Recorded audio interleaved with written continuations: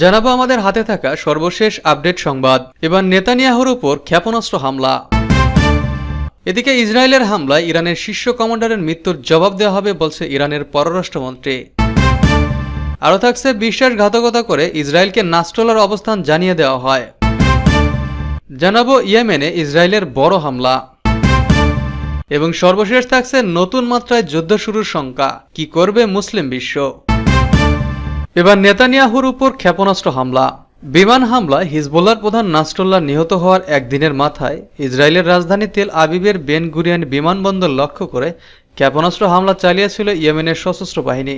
Israeli প্রধানমন্ত্রী Benjamin Netanyahu যুক্তরাষ্ট্র সফর শেষে বিমানবন্দরে অবতরণ করার সময় এই হামলা চালানো হয়। শনিবার বিমানবন্দরে হামলা চালাতে ব্যালিস্টিক ক্ষেপণাস্ত্র ব্যবহার করা হয়েছে বলে ইয়েমেনের সশস্ত্র বাহিনী এক বিবৃতিতে জানিয়েছে। এদিকে ক্ষেপণাস্ত্র হামলার পর ইসরায়েলের সরকার তাদের আকাশসীমা 31 অক্টোবর পর্যন্ত এবং ইউরোপের সঙ্গে সব ফ্লাইট বাতিল ঘোষণা করেছে।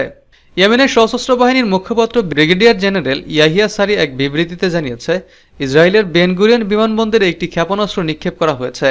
ইয়েমেন থেকে তেল আবিবের ওই বিমানবন্দরে প্যালেস্টাইন 2 নামের একটি দেশীয় ব্যালিস্টিক ক্ষেপণাস্ত্র নিক্ষেপ করা হয়েছে উল্লেখ করে বিবৃতিতে জেনারেল ইয়াহিয়া সারি বলেন, যখন ইসরায়েলের অপরাধী প্রধানমন্ত্রী বেনিয়ামিন নেতানিয়াহু যুক্তরাষ্ট্র থেকে ফিরে বেন গুরিয়ন বিমানবন্দরে পা রাখেন, ঠিক তখনই ওই ব্যালিস্টিক ক্ষেপণাস্ত্র নিক্ষেপ করেছে। হিজবুল্লাহ প্রধান হাসান নাসরুল্লাহ হত্যার বদলা হিসেবেই এই হামলা চালানো হয়েছে বলে দাবি করেন তিনি বলেন, ফিলিস্তিনি জনগণের প্রতি সংহতি প্রদর্শন, গাজা ও লেবাননের দখলদার ইসরায়েলের চলমান অপরাধযজ্ঞের জবাবে এই ক্ষেপণাস্ত্র হামলা চালানো হয়েছে বলে জানান তিনি। অপরদিকে সামাজিক যোগাযোগ মাধ্যমে ছড়িয়ে পড়া কয়েকটি ভিডিও ক্লিপে দেখা গেছে, ওই দিন ক্ষেপণাস্ত্রটি ইসরায়েলি আকাশসীমায় প্রবেশের পরপরই বেন গুরিয়ন বিমানবন্দরের ভেতরে সাইরেন বেজে ওঠে। তবে বিমানবন্দরে আঘাত হানার আগেই ক্ষেপণাস্ত্রটিকে আকাশ প্রতিরক্ষা ব্যবস্থা ব্যবহার করে বিধ্বস্ত করা হয় বলে দাবি করেছে ইসরায়েল। আর এই ঘটনার পর থেকেই ইসরায়েলের দখলকৃত অঞ্চল থেকে ইউরোপ এবং ইউরোপ থেকে দখলকৃত অঞ্চলে চলাচলকারী সব ফ্লাইট বাতিল ঘোষণা করেছে ইসরায়েল সরকার। এ বিষয়ে ইউরোপীয় ইউনিয়ন এভিয়েশন সেফটি এজেন্সি এক বিবৃতিতে জানিয়েছে, ইউরোপীয় কমিশন এবং ইউরোপীয় ইউনিয়ন এভিয়েশন সেফটি এজেন্সি পশ্চিম এশিয়ার পরিস্থিতি এবং সাম্প্রতিক সামরিক সংঘাতের প্রভাব যথাযথ মনিটর করছে। বিবৃতিতে আরো বলে, ওই অঞ্চলের আকাশে আক্রমণ বৃদ্ধি এবং নিরাপত্তা পরিস্থিতির অবনতি লক্ষ্য করা গেছে, যা দখলকৃত ফিলিস্তিন এবং লেবাননের উপর বিমান পরিবহন নিরাপত্তাকে প্রভাবিত করছে। ইসরায়েলের হামলায় ইরানের শীর্ষ কমান্ডারের মৃত্যুর জবাব দেওয়া হবে বলছে ইরানের পররাষ্ট্রমন্ত্রী। লেবাননে ইসরায়েলের হামলায় হিজবুল্লাহ প্রধান হাসান নাসরুল্লাহর পাশাপাশি ইরানের আইআরজিসির কুদস ফোর্স শাখার একজন শীর্ষ কমান্ডার নিহত হয়েছেন। এই হত্যাকাণ্ডের জবাব না দিয়ে থাকা হবে না বলে হুঁশিয়ারি দিয়েছেন দেশটির পররাষ্ট্রমন্ত্রী আব্বাস আরাগাচি। গত শুক্রবার ইরান সমর্থিত লেবাননের শিয়াপন্থী সংগঠন হিজবুল্লাহর বিভিন্ন স্থাপনা লক্ষ্য করে বৈরুতের বিভিন্ন স্থানে বিমান হামলা চালায় ইসরায়েল। এতে হাসান নাসরুল্লাহর পাশাপাশি ইরানের ইসলামিক রেভলিউশনারি গার্ড কোরের আইআরজিসি কুদস ফোর্সের শীর্ষ কমান্ডারের একজন জেনারেল আব্বাস নীলফরাসন নিহত হন। এর দুদিন পর আজ রোববার পররাষ্ট্রমন্ত্রী আব্বাস আরাগচি এই হুঁশিয়ারি দিলেন। উল্লেখ্য, কুদস শাখার মাধ্যমে দেশের বাইরে অভিযান সহ তৎপরতা চালায় ইরান। এদিকে বিবিসির খবরে বলা হয়, ইসরায়েল দাবি করেছে হাসান নাসরুল্লাহকে হত্যা চালানো হামলায় হিজবুল্লাহর শীর্ষ পর্যায়ে আরও 20 নেতা নিহত হয়েছেন। এক বিবৃতিতে ইরানের পররাষ্ট্রমন্ত্রী বলেছেন, আগ্রাসী ইহুদি শাসনের এই ভয়াবহ অপরাধযজ্ঞের জবাব দেওয়া হবে। ইরান তার রাজনৈতিক, কূটনৈতিক ও আন্তর্জাতিক সক্ষমতা দিয়ে অপরাধী ও তাদের সমর্থকদের জবাব দেবে। হিজবুল্লাহ প্রধান হাসান নাসরুল্লাহকে হত্যার তীব্র নিন্দা জানিয়েছে ইরান। আজ রোববার দেশটির রাষ্ট্রীয় বার্তা সংস্থা ইরনার খবরে বলা হয়, ইরানের কৌশলগত বিষয়ক ভাইস প্রেসিডেন্ট জাভেদ জাফরি বলেছেন, যথাসময়ে জবাব দেওয়া হবে, আর এটি হবে ইরানের ইচ্ছাতে এবং সিদ্ধান্ত নেওয়া হবে রাষ্ট্রের সর্বোচ্চ পর্যায় থেকে। বিবিসির খবরে বলা হয়, এক বিবৃতিতে ব্রিগেডিয়ার জেনারেল আব্বাস নীলফরাসনের মৃত্যুর তথ্য নিশ্চিত করে আইআরজিসি। বিবৃতিতে লেবানন ইহুদি শাসনের অপরাধযজ্ঞের নিন্দা জানানো হয়। সেখানে নীলফরাসন আইআরজিসি লেবাননের সামরিক উপদেষ্টা হিসেবে পরিচয় দেওয়া হয়েছে। এর আগে গত মাসে ইরানের রাজধানী তেহরানে ইসরায়েলের বিমান হামলায় নিহত হন হামাস নেতা ইসমাইল হানিয়া। ওই ঘটনার পর তার হত্যার প্রতিশোধ নিতে ইসরায়েলকে কয়েক দফা হুমকি দেয় আইআরজিসি। বিশ্বাসঘাতকতা করে ইসরায়েলকে নাসরুল্লাহর অবস্থান জানিয়ে দেওয়া হয়। ইসরায়েলের বিমান হামলায় গত শুক্রবার নিহত হন ইরান সমর্থিত লেবাননের সশস্ত্র গোষ্ঠী হিজবুল্লাহর প্রধান নেতা হাসান নাসরুল্লাহ। এই বিমান হামলায় কয়েক ঘন্টা আগে ইসরায়েলকে নাসরুল্লাহর অবস্থান সম্পর্কে গোপন তথ্য জানিয়ে দেয় এক ইরানি গুপ্তচর। এরপরই তাকে লক্ষ্য করে বিমান হামলা চালানো হয়। এই খবর জানিয়েছে ফরাসি সংবাদ মাধ্যম লে প্যারিসিয়ান। অভিযুক্ত ইরানি গুপ্তচর ইসরায়েলকে জানায়, শুক্রবার বৈরুত প্রতিরোধ যোদ্ধাদের সদর দপ্তরে উচ্চপদস্থ কমান্ডারদের সঙ্গে বৈঠকে বসবেন নাসরুল্লাহ। তিনি যখন মাটির নিচে অবস্থিত সদর দপ্তরে প্রবেশ করেন তার কিছুক্ষণ পরে বিমান হামলা চালানো হয়।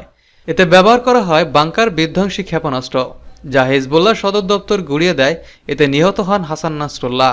মার্কিন সংবাদ মাধ্যম নিউ ইয়র্ক টাইমস জানিয়েছে, 2006 সালের যুদ্ধের পর ইসরায়েল লেবাননের প্রতিরোধ যোদ্ধাদের বিরুদ্ধে গোয়েন্দা তৎপরতা বৃদ্ধি করে। গোপন তথ্য সংগ্রহের জন্য তারা বিভিন্নভাবে গুপ্তচর নিয়োগ করে। গোয়েন্দাদের নতুন করে দলটি তৈরি করা হয় সেনাবাহিনীর মধ্য থেকে, যে সেনা এবং বিমান বাহিনীর কাছে তারা সেগুলো দ্রুত সময়ের মধ্যে পৌঁছে দিতে পারে। পাশাপাশি ইসরায়েল সিগন্যাল গোয়েন্দা এজেন্সি ইউনিট থেকে অত্যাধুনিক সাইবার টুলস তৈরি করে, যেগুলো দিয়ে খুব সহজেই হিজবুল্লাহ যোদ্ধাদের ব্যবহৃত মোবাইল ফোন সহ অন্যান্য ডিভাইস আড়ি পাতা যায়। সম্প্রতি তারা প্রতিরোধ যোদ্ধাদের বিরুদ্ধে যেসব সাফল্য পেয়েছে সেগুলো এসব গোয়েন্দা কার্যক্রমের কল্যাণে এসেছে। বিশ্লেষকরা বলছেন, হাসান নাসরুল্লাহকে হারানোর গুরুত্বপূর্ণ প্রভাব পড়বে গোষ্ঠীটি অস্থিতিশীল হয়ে পড়ার সম্ভাবনার পাশাপাশি স্বল্প মেয়াদে এই রাজনৈতিক ও সামরিক কৌশলকে পরিবর্তন করবে। তবে ইসরায়েল বিরোধী এই সংগঠনটি হুট থেকে যাবে না, কারণ তারা ইতিমধ্যে লড়াই অব্যাহত রাখার ঘোষণা দিয়েছে। দলটির এখনও হাজার হাজার যোদ্ধা আছে, এদের অনেকেরই সিরিয়া যুদ্ধে অংশ নেওয়ার অভিজ্ঞতা আছে এবং তারা প্রতিশোধ নেওয়ারও দাবি করছে। সংগঠনটির এখনও যথেষ্ট পরিমাণ ক্ষেপণাস্ত্র আছে, যার অনেকগুলোই দূরপাল্লার। সুনির্দিষ্ট লক্ষ্যবস্তুতে হামলার মতো অস্ত্র আছে, যা তেল আবিব ও অন্যান্য শহরগুলোতে পৌঁছাতে পারে। ইয়েমেনে ইসরায়েলের বড় হামলা। দখলদার ইসরায়েলে ইয়েমেনের হুতি বিদ্রোহীরা ব্যালিস্টিক ক্ষেপণাস্ত্র ছোড়ার পর দেশটিতে বড় হামলা চালিয়েছে ইসরায়েলি বিমান বাহিনী। ইয়েমেনি সংবাদ মাধ্যমে বলা হয়েছে, আজ রোববার বন্দরনগরী হোদেইদাকে লক্ষ্য করা হয়েছে। সামাজিক যোগাযোগ মাধ্যমে ভাইরাল হওয়া ভিডিওতে দেখা যাচ্ছে হোদেইদার একটি জায়গা থেকে ধোঁয়ার কুণ্ডলী বের হচ্ছে। গত এক মাসে ইসরায়েলকে লক্ষ্য করে 3টি ব্যালিস্টিক ক্ষেপণাস্ত্র ছুড়েছে ইয়েমেনের হুতি বিদ্রোহীরা। এরপরে দেশটির গুরুত্বপূর্ণ বন্দরনগরীতে হামলার ঘটনা ঘটল। সৌদির সংবাদ মাধ্যম আল আরাবিয়া জানিয়েছে, ইসরায়েল হোদেইদা বন্দরে হামলা চালিয়েছে। এতে লক্ষ্য করা হয়েছে একটি বিদ্যুৎ কেন্দ্র। সংবাদ মাধ্যমটি নিরাপত্তা সূত্রের বরাতে জানিয়েছে, ব্যালিস্টিক ক্ষেপণাস্ত্রের জবাব দিতেই ইয়েমেনে হামলা চালিয়েছে ইসরায়েল। হুতি বিদ্রোহী মুখপাত্র ব্রিগেডিয়ার জেনারেল ইয়াহিয়া সারি গতকাল জানান, ইসরায়েলি প্রধানমন্ত্রী বেঞ্জামিন নেতানিয়াহুর বিমান ইসরায়েলে আসার পর তারা বেন গুনিয়ান বিমানবন্দর লক্ষ্য করে ব্যালিস্টিক ক্ষেপণাস্ত্র ছুড়েছেন। হিজবুল্লাহর প্রধান নেতা হাসান নাসরুল্লাহকে হত্যার প্রতিশোধ নিতে এই হামলা চালানো হয় বলে জানান তিনি। গত বছরের 7 অক্টোবর ফিলিস্তিনি সশস্ত্র গোষ্ঠী হামাসের সঙ্গে ইসরায়েলের যুদ্ধ শুরু হয়। হামাসকে সহযোগিতা করতে এর পরের দিন থেকে এগিয়ে আসেন হিজবুল্লাহ সদ্য প্রয়াত নেতা হাসান নাসরুল্লাহ। এছাড়া এতে যোগ দেয় ইয়েমেনের হুতি বিদ্রোহীরাও। তারা ফিলিস্তিনিদের সমর্থনে লোহিত সাগরে ইসরায়েলগামী জাহাজে প্রথমে হামলা চালানো শুরু করে। এরপর যুদ্ধের তীব্রতা বাড়ার পর যুক্তরাষ্ট্র ও যুক্তরাজ্যের মালিকানাধীন জাহাজকেও লক্ষ্যবস্তুতে পরিণত করে। নতুন মাত্রায় যুদ্ধ শুরুর শঙ্কা, কি করবে মুসলিম বিশ্ব? গাজা ইস্যুকে কেন্দ্র করে অগ্নিগর্ভ মধ্যপ্রাচ্য। এরই মধ্যে লেবাননের ইরানপন্থী সশস্ত্র সংগঠন হিজবুল্লাহর প্রধান নেতা হাসান নাসরুল্লাহকে হত্যা করেছে ইসরায়েল। ফলে মধ্যপ্রাচ্যের সংঘাতময় পরিস্থিতি আরও উত্তপ্ত হয়ে উঠেছে। আশঙ্কা করা হচ্ছে নতুন মাত্রায় যুদ্ধ ছড়িয়ে পড়ার। নতুন এই পরিস্থিতি নিয়ে নানা সমীকরণ মেলাচ্ছে পরাশক্তি দেশগুলো। গেল 17 ও 18 সেপ্টেম্বর ওয়াকিটকি ও পেজার বিস্ফোরণের মাধ্যমে লেবাননের শত শত মানুষকে হতাহত করেছে ইসরায়েল। এরপর তারা সরাসরি বিমান হামলা চালায়। 20 অক্টোবর থেকে দেশটিতে পুরোদমে হামলা শুরু করে ইসরায়েল। ইতিমধ্যে 6 শতাধিক মানুষের প্রাণ কেড়ে নিয়েছে তারা। এ অবস্থায় অস্ট্রেলিয়া, কানাডা, ইউরোপীয় ইউনিয়ন সহ বিশ্বের বিভিন্ন দেশ ইসরায়েলকে সাময়িক যুদ্ধবিরতির আহ্বান জানিয়েছে। তবে নেতানিয়াহুর পক্ষ থেকে বলা হয়েছে, হামলা থামবে না, চলবে। শুধু তাই নয়, দেশটিতে স্থল অভিযান পরিচালনা করার পরিকল্পনা করছে ইসরায়েল। দেশটির একটি সরকারি সংবাদ মাধ্যম বলছে, লেবাননের সম্ভাব্য স্থল অভিযানের প্রস্তুতি নিচ্ছে ইসরায়েলের সামরিক বাহিনী। টাইমস অব ইসরায়েলের প্রতিবেদনে বলা হয়েছে, লেবাননে স্থল অভিযান চালাতে মহড়া চালাচ্ছে সেনারা। অর্থাৎ লেবাননে মৃত্যুর সংখ্যা আরও অনেক বাড়বে। আর সহজেই অল্প কয়েকদিনের মধ্যে এ যুদ্ধ থামার ইঙ্গিত নেই। এ অবস্থায় লেবানন থেকে নিজ দেশের নাগরিকদের সরিয়ে নিচ্ছে অস্ট্রেলিয়া, কানাডা, যুক্তরাষ্ট্র, যুক্তরাজ্য, পর্তুগাল সহ অনেক দেশ। এছাড়া দেশটিতে যেতে নিজ দেশের নাগরিকদের বারণ করেছে চীন। এছাড়া রাশিয়া, ভারত, মালয়েশিয়া, তুরস্ক সহ আরও অনেক দেশ লেবাননের নিজ দেশের নাগরিকদের ভ্রমণের ব্যাপারে সতর্ক করেছে। অর্থাৎ বিশ্ববাসী লেবাননে ইসরায়েলের হামলার বিষয়টি প্রায় নিশ্চিত। গাজায় ইসরায়েলের অভিযান চলছে গত বছরের 7 অক্টোবর থেকে। তবে এ পর্যন্ত লেবাননের প্রতিরোধ যোদ্ধা হুতি যোদ্ধা ছাড়া অন্য কেউ এই হামাসের পাশে সরাসরি অবস্থান নেয়নি। মুখে ফাঁকা বলে আওড়ানো জাতিসংঘ সাধারণ পরিষদে ফিলিস্তিন রাষ্ট্র প্রতিষ্ঠার পক্ষে ভোটদান এবং আন্তর্জাতিক অপরাধ আদালতে ইসরায়েলের বিরুদ্ধে মামলা ছাড়া মূলত কোনো দেশই ফিলিস্তিনের জন্য তেমন কিছু করতে পারেনি। গাজায় হাজার হাজার মানুষ হত্যার দায়ে ইসরায়েলের প্রধানমন্ত্রী বেনিয়ামিন নেতানিয়াহুর বিরুদ্ধে আইসিসি গ্রেপ্তারি পরোয়ানা জারি করলেও এখন পর্যন্ত ইসরায়েলের বিরুদ্ধে কোনো অ্যাকশন নিতে পারেনি। লেবাননের ক্ষেত্রেও মুসলিম বিশ্ব বিক্ষোভ মিছিল এবং হুমকি ধমকি দেওয়া ছাড়া কিছুই করতে পারবে না বলে ধারণা করা হচ্ছে।